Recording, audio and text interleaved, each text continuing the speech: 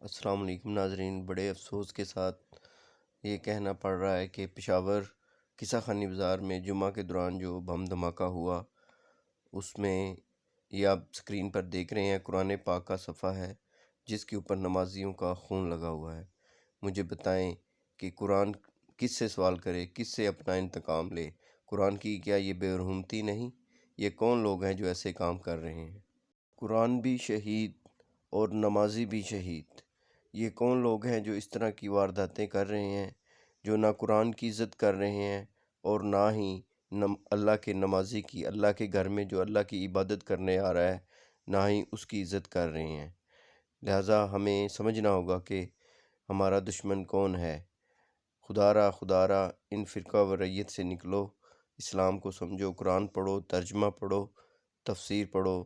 اللہ تعالیٰ بہت زیادہ رہنمائی کرتا ہے۔ اس دعا کے ساتھ اپنا بہت سارا خیال رکھیے گا۔ اگر آپ نے ہمارا چینل سبسکرائب نہیں کیا تو سید علی رضوی آفیشیل سبسکرائب کریں تاکہ ہر نئی آنے والی خبر آپ تک پہنچ سکے۔ اللہ حافظ۔